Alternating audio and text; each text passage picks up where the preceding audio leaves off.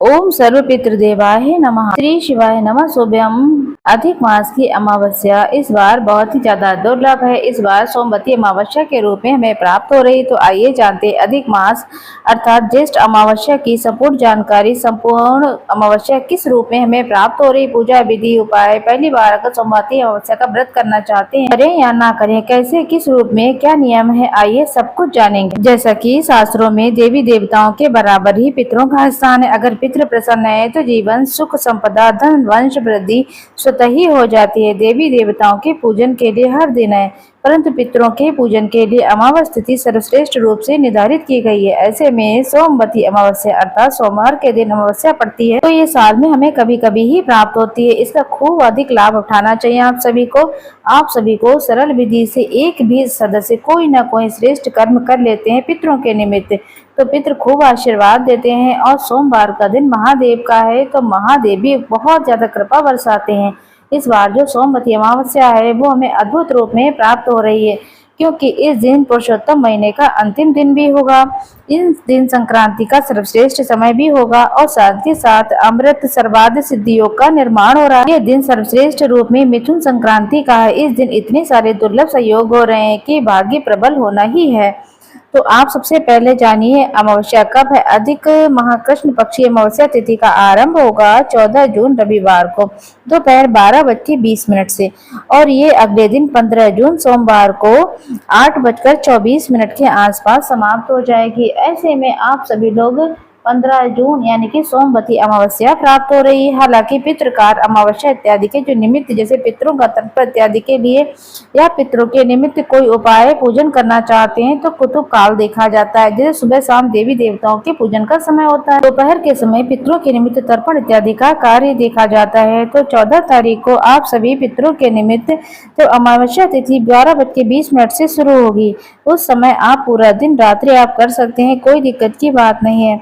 14 तारीख को पितृकार अमावस्या है, जो कि सर्वश्रेष्ठ अमावस्या है, जो कि रविवार के दिन की होगी। और सोमवार अगर सोमवती अमावस्या के निमित्त आप व्रत करते हैं, पीपल पूजा करते हैं या कोई श्रेष्ठ कार्य करते हैं तो 15 जून 2026 का दिन चुनिएगा। तो 2 दिन अमावस्या है पितृकार इत्यादि के लिए। 14 जून को चुन लीजिएगा और 15 जून की सोमवती अमावस्या के रूप में है। हालांकि उदय तिथि हमारे वेद शास्त्रों में मान्य है। ऐसे 15 जून को उदय तिथि हमारे यहाँ सुबह के समय मान्य होगी, वही पूरे दिन मान्य रहेगी। ऐसे में 2 दिन आपके पास बहुत ही अच्छा समय है, जो आप अपने पितरों को प्रसन्न कर सकते हैं। आप सभी पहली बार सोमवती अमावस्या का व्रत करना चाहते हैं तो आप इस दिन पुरुषोत्तम महीने का अंतिम दिन है, निश्चित रूप से पितरों की प्रसन्नता के लिए और पुरुषोत्तम महीने का फल प्राप्ति के लिए आप इस दिन व्रत कर सकते हैं। ये व्रत करने से वैधव्य योग से छुटकारा मिलता है और पारिवारिक जितने भी सुख होते हैं वे स्वतः ही प्राप्त हो जाते हैं। आप पूरे पुरुषोत्तम महीने का फल प्राप्त कर लेंगे। साथ ही साथ सोमवती अमावस्या के दिन महादेव की कृपा भी खूब प्राप्त होगी। तो इस दिन का खूब लाभ उठाइएगा और भाग्य की रेखाओं को प्रबल करें।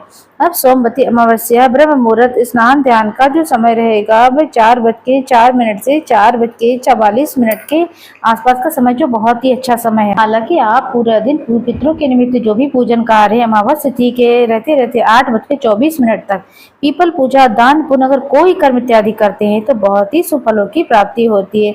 अब इस दिन क्या उपाय आपको करना चाहिए, जैसे कि सर्वपितृ देवाय नमो नमः कहते हुए जल्दी उठें, गंगा जल मिश्रित जल से स्नान करें। आपने पीपल वृक्ष की जड़ में कच्चा दूध जल जरूर से चढ़ाएं और पीपल वृक्ष की जड़ में देवी देवताओं के निमित्त भी घी का दीप दान करें और पितरों के निमित्त भी दीप दान करें।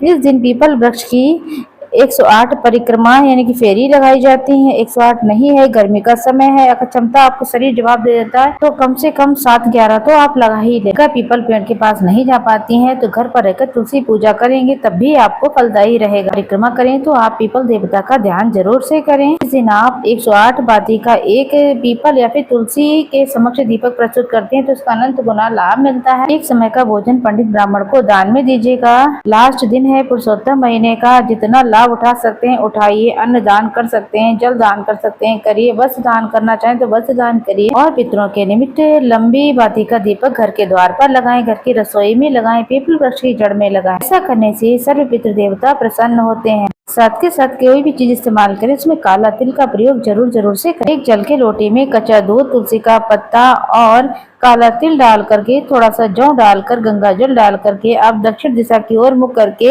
आप दीप दान कर दें। अब जल जरूर जरूर से समर्पित करें, इससे आपको जल दान का महासुख मिलेगा।